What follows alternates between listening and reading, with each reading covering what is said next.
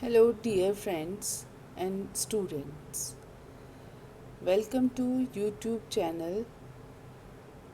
हम कार्बनिक रसायन के अल्कोहल चैप्टर की विभिन्न प्रकार की रिएक्शंस जो इसमें दी गई हैं, जो आपके कोर्स में है, उसके बारे में अध्ययन कर रहे थे। इससे पूर्व की स्लाइड में मैंने प्रिपरेशंस की रिएक्शन बताई, उसके बाद में उसकी जो अपनी केमिकल रिएक्शंस होती हैं उसके बारे में हमने डिस्कस किया। आज हम किस प्रकार से प्राइमरी, सेकेंडरी और टर्शरी अल्कोहल में विभेद कर सकते हैं, अंतर कर सकते हैं, कौन कौन से मेथड्स हैं।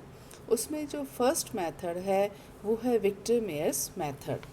विक्टर मेयर मेथड के द्वारा हम तीनों प्रकार के अल्कोहल में अंतर कर सकते हैं। सबसे पहले इसमें हम रिएक्शन फास्फोरस और आयोडीन के साथ कराते हैं, तो उससे हमें आयोडाइड प्राप्त होते हैं। इन आयोडाइड को सिल्वर नाइट्रेट के साथ रिएक्शन कराने पर क्रमशः एल्काइल नाइट्राइट प्राप्त होते हैं। विभिन्न अल्कोहल के नाइट्राइट का व्यवहार जो है वो भिन्न भिन्न प्रकार से होता है।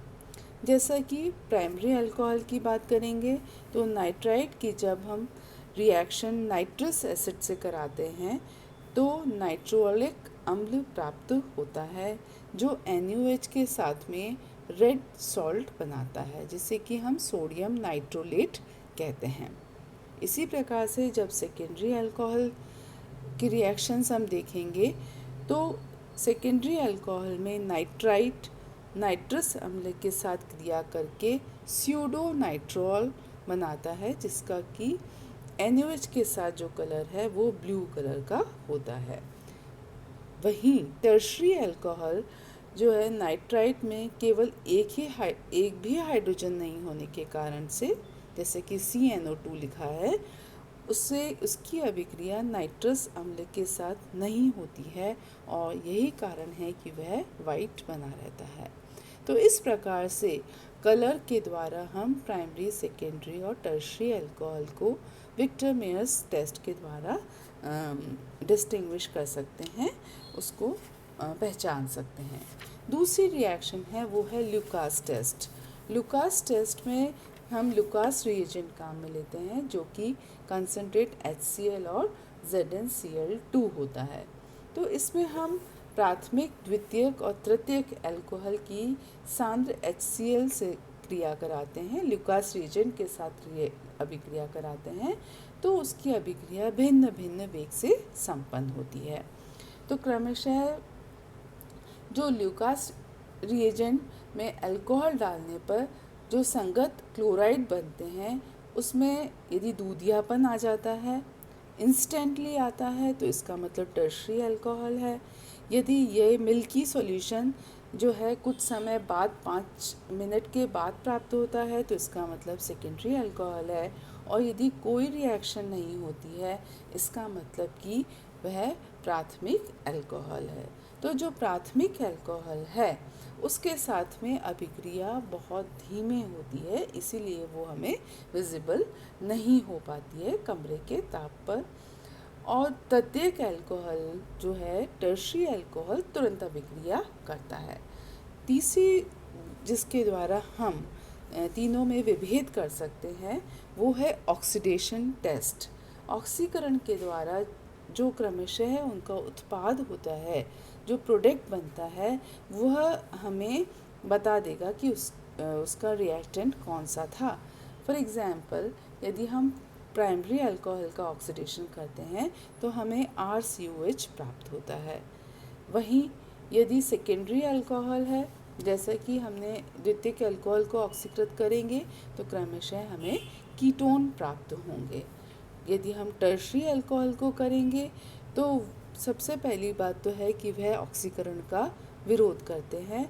उदासीन और क्षारीय माध्यम में तो उनका ऑक्सीकरण होता ही नहीं है, परंतु अम्लीय माध्यम में, मतलब कि पोटेशियम डाइक्रोमेट की उपस्थिति में ऑक्सीकृत तो होते हैं टर्शरी अल्कोहल, परंतु उससे एक कम कार्बन परमाणु वाले हमें अम्ल प्राप्त होते हैं और कीटोन का मिश्रण प्राप्त होता है, मतलब कि डिग्रेडेशन। टूट जाता है वो, तो हमें ऑक्सीकृत होने पर कम कार्बन परमाणु वाला अम्ल और कीटोन का मिश्रण प्राप्त होगा।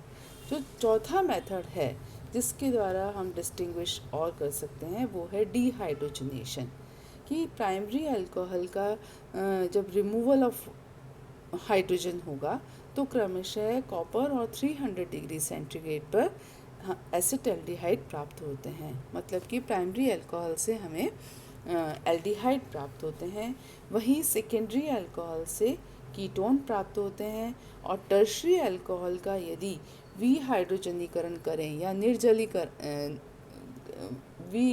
कॉपर और 300 डिग्री सेंटीग्रेड पर यदि किया जाता है तो हमें एल्कीन प्राप्त होती है। तो इस प्रकार से सबके जो प्रोडक्ट हैं वो रिएक्टेंट के बारे में संपूर्ण जानकारी देंगे कि वह प्राइमरी है कि सेकेंडरी है या टर्शरी है।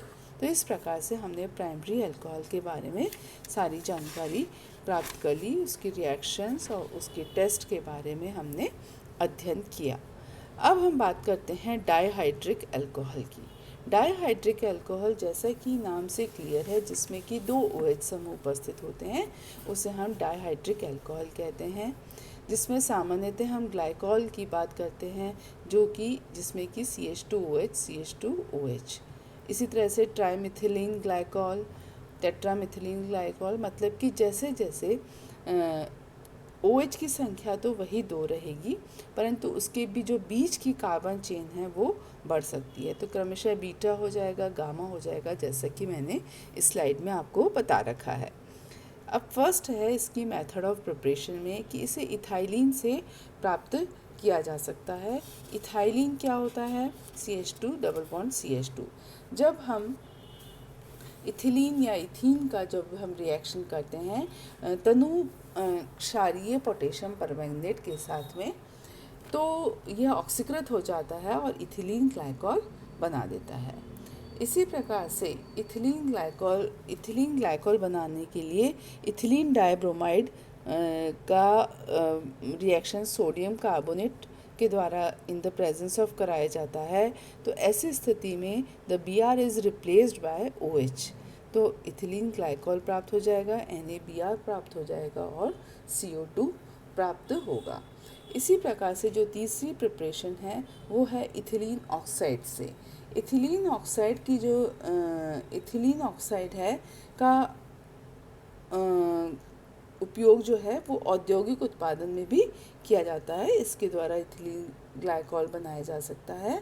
तो इथिलीन ऑक्साइड प्राप्त करने के लिए इथिलीन और वायु का मिश्रण उच्च दाब पर 200 से लेकर 400 डिग्री सेंटीग्रेड पर सिल्वर उत्प्रेरक की उपस्थिति में किया जाता है, तो इथिलीन ऑक्साइड प्राप्त होता है और फिर इसका HOH की प्रेजेंस में इथिलीन ग्लाइकॉल में कन्वर्ट हो जाती है। तो ये इसकी मेथड ऑफ प्रिपरेशंस हो गई। फिज़िकल प्रॉपर्टी में ये जो है इसका बॉइलिंग पॉइंट अधिक होगा, बिकॉज़ इसकी जो हाइड्रोजन बॉन्डिंग है उसके कारण से इसमें एसोसिएशन हो जाता है, जिसके कारण से it requires more energy to evaporate, है ना, to convert into liquid into the vapour state.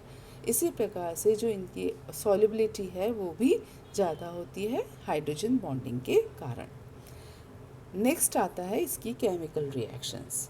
Chemical reaction में अगेन जो रिएक्शंस आपने अल्कोहल में पढ़ी थी उसी तरह की हैं रिएक्शंस, बस अंतर इसमें है कि इसमें 2 OH हैं। तो जैसा कि सोडियम के साथ रिएक्शन करने पर 160 डिग्री पर पहले 50 डिग्री पर एक H आयन रिमूव होता है, रिप्लेस्ड बाय Na+ आयन, फिर जो है 2 OH आयन रिप्लेस्ड होते हैं Na+ के द्वारा। इसी प्रकार से HCl के साथ रिएक्शन यदि हम 160 डिग्री पर कराएं तो एक OH Cl से रिप्लेस होता है, फिर 200 डिग्री सेंटीग्रेड पर 2 OH Cl से रिप्लेस होते हैं। तो ये सब रिएक्शंस मैंने आपको स्लाइड में बता रखी हैं, जिसका कि मैं PDF आपको भेज दूंगी। इसके बाद में नेक्स्ट आती है रिएक्शन विद एसिड। अल्कोहल की एसिड के साथ रिएक्शन होने पर हमें पता है कि वो एस्टर में कन्वर्ट हो जाएगा। तो यदि हमारे पास में दो OH ग्रुप हैं, तो एस्टर के साथ एसिड के साथ रिएक्शन होने पर ग्लाइकॉल डाई एसीटेट प्राप्त होगा। इसी प्रकार से यदि हम इसकी रिएक्शन नाइट्रिक एसिड के साथ कराएं in the presence of concentrate H2SO4, तो उस स्थिति में हमें ग्लाइकॉल डाई नाइट्रेट प्राप्त होगा। तो ये जो रिएक्शंस हैं वो रिएक्शंस हमने पूर्व में बहुत कुछ अल्कोहल में भी पढ़ लिए हैं, तो इसीलिए मैं इसे थोड़ा जल्दी जल्दी लेकर चल रही हूँ। तो आपने देखा कि डाइड्रिक अल्कोहल कौन से होते हैं, सामान्यतः इनका नाम क्या होता है, ग्लाइकॉल्स कहलाते हैं। इसी प्रकार से इनकी प्रिपरेशन किस प्रकार से इन्हें बनाया जा सकता है, और कुछ हमने केमिकल रिएक्शंस आज हमने पढ़ी हैं। इसके बाद में नेक्स्ट जो स्लाइड्स होंगी उसमें हम आगे की केमिकल रिएक्शंस के बारे में अध्ययन करेंगे। धन्यवाद।